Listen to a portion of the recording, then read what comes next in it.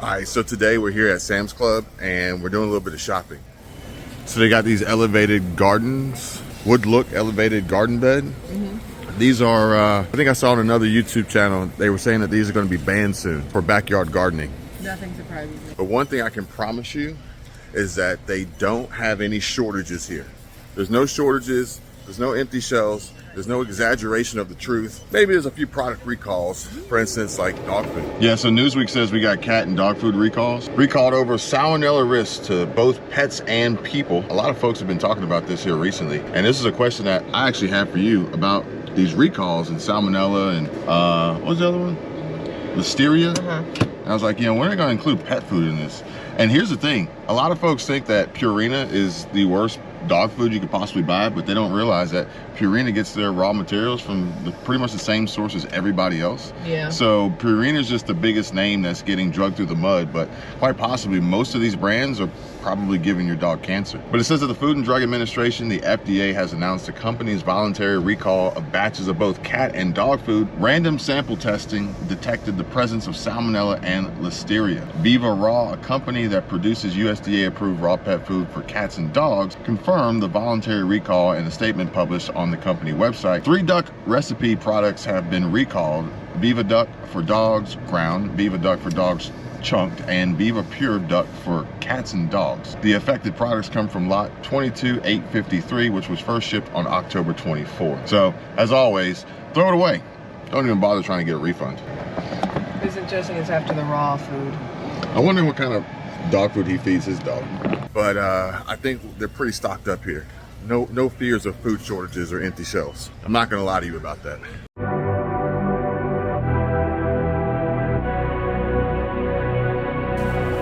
Hey, can you imagine the size of the box that TV comes in? You look at the size of this TV. It's a $1,000 rebate though. $1,000 rebate? Yeah, it's normally $6,000. Right now there's a $1,000 additional savings. Save $1,000 on the TV. But it looks like it's only this big. Exactly. But then, It's no, it's bigger than that. That's 135. It's 98 inches. 98-inch TV. I feel like we can make it work. Can you imagine the size of the box? Look, we could fit.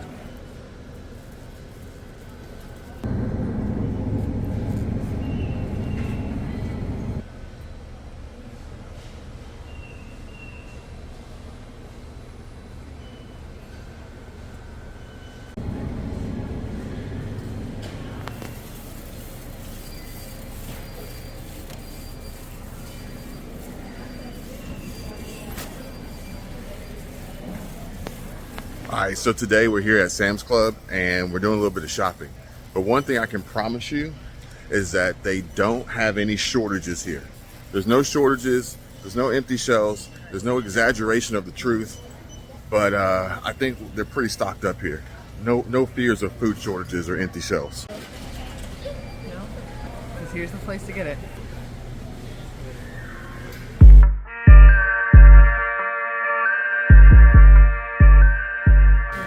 You could literally fit an entire migrant in this box, right? No, but I'm not joking, because that movie that we watched with Matt Damon, Downsize, they shrunk the people to put them in the boxes. Yes, that's true. So this is just you can get an entire village in there. This is a precursor of we're not going to shrink. We're not going to shrink people. We're just going to make TVs bigger so that the boxes are big enough to put migrants in. That's an 86-inch box. If that's an 86-inch box and that's a 98-inch TV. Look, we could fit, and you're taller than a migrant. So they got these elevated gardens, wood look elevated garden bed. These are, I think I saw on another YouTube channel, they were saying that these are going to be banned soon for backyard gardening. Nothing surprises me. Something about climate change and the World Economic Forum and Biden's deal. Apartment complexes already banned them on balconies. Well, it's funny you say that, because condos here in Florida don't have balconies. Not all of them. Well, Calypso Tower 3. And speaking of balconies, the Calypso 3 condo in Panama City Beach, they are working on repairs that forced evacuations, mandatory immediate evacuations right before Super Bowl Sunday, and Panama City Beach says here in the News Herald that a local condo is working to make repairs that force guests on all but 2 of its 23 floors to evacuate.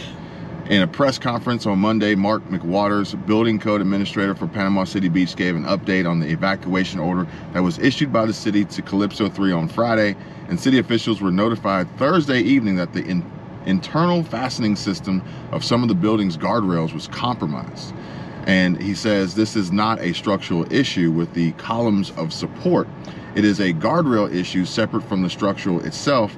And our first and foremost priority is the safety and security of our citizens and guests. We will always err on the side of caution versus exposing anyone to any danger.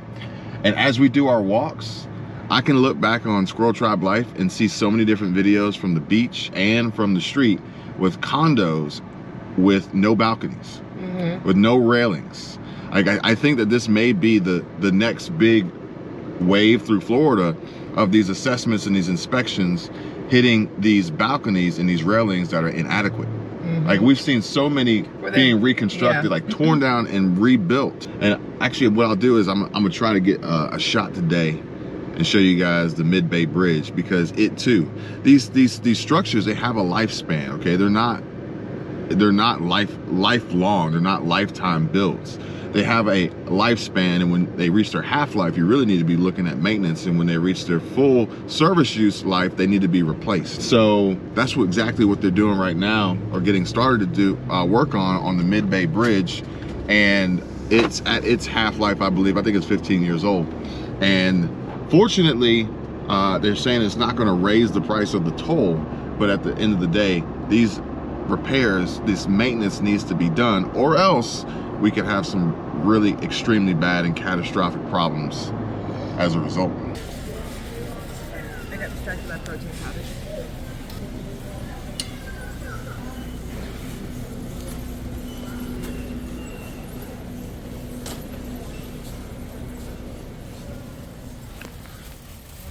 What were the prices like?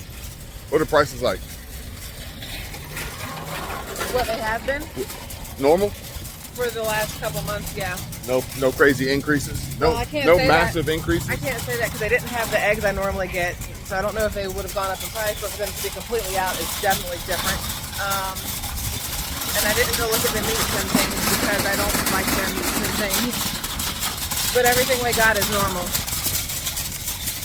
Now they're saying that we may see price increases, massive price increases, but not for the reasons that you would believe.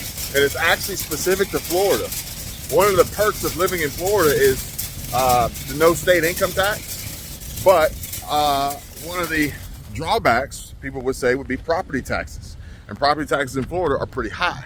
So you know what they're planning on doing? They're planning on getting rid of property taxes. But in order to recoup that money, they're going to increase sales tax, which means that everything you buy, groceries or anything for that matter, is going to cost more. Oh yeah, another one from Newsweek. The Florida sales tax could skyrocket under a new proposal. A new proposal in Florida could see property taxes in the state eliminated, but not without potentially raising sales tax.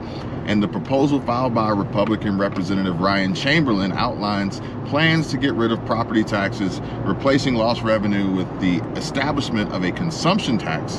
And consumption tax is more commonly known as sales tax, which is collected when goods and services are sold. As part of the bill, a study would need to be conducted to determine exactly how local governments would be able to recoup the funds from other sources.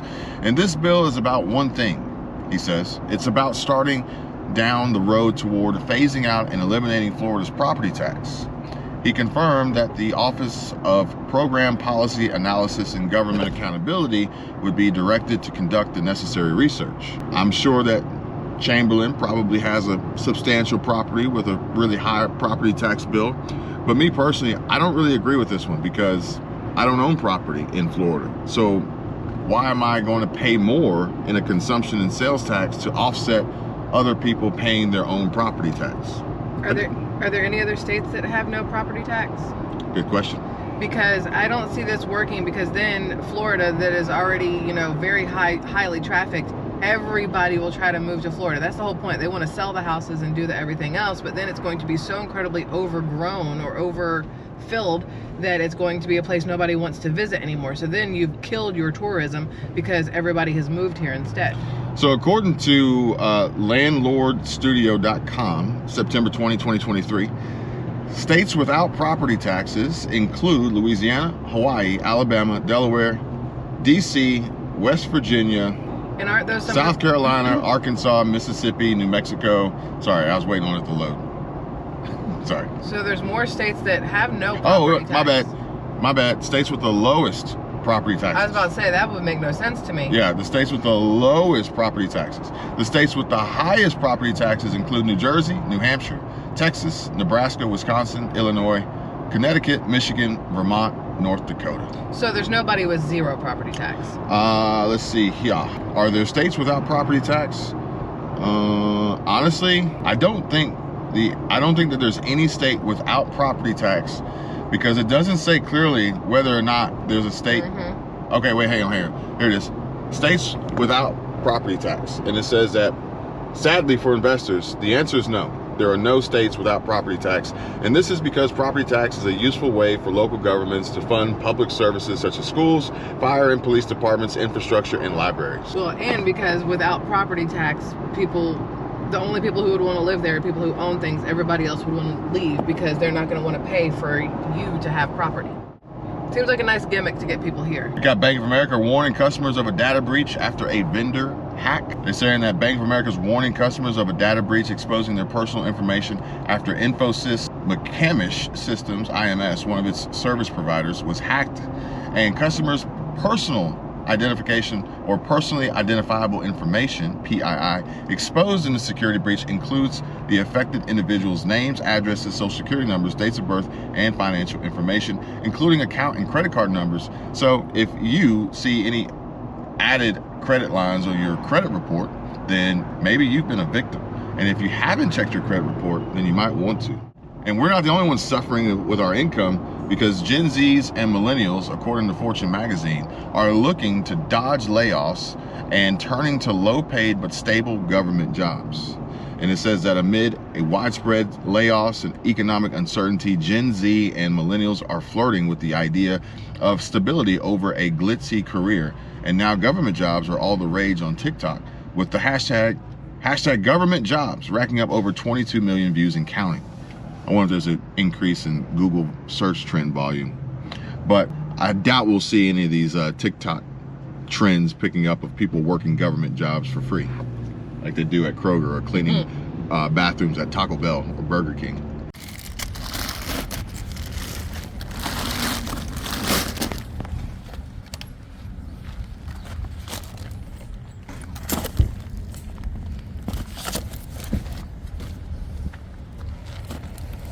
Waffles won't fit, but they'll be fine.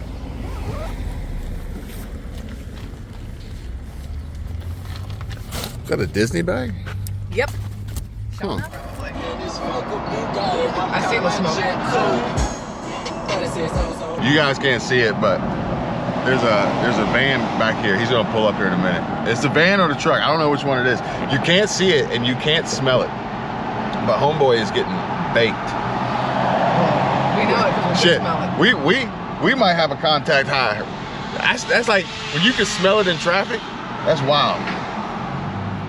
No. Not him. No, it's not him. Nope. All right, hey. Maybe it was him. Maybe he at the light. It was him. But you know, it's crazy because I was thinking about this yesterday when we were coming back from the gym, and we passed this new Ford Super Duty, this F-250.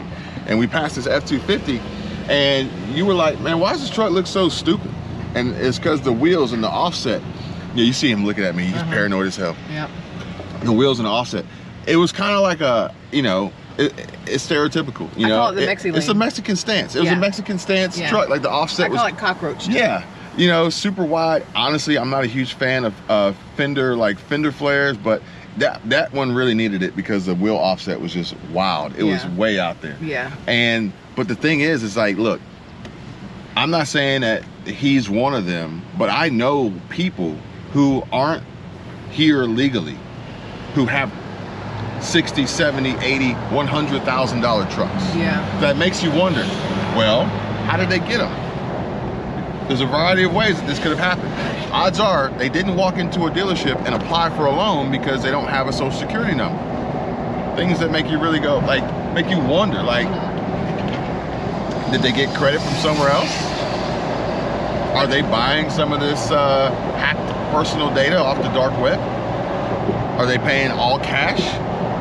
Are they stealing these trucks and swapping the VINs? There's a guy, he got screwed. This guy got screwed.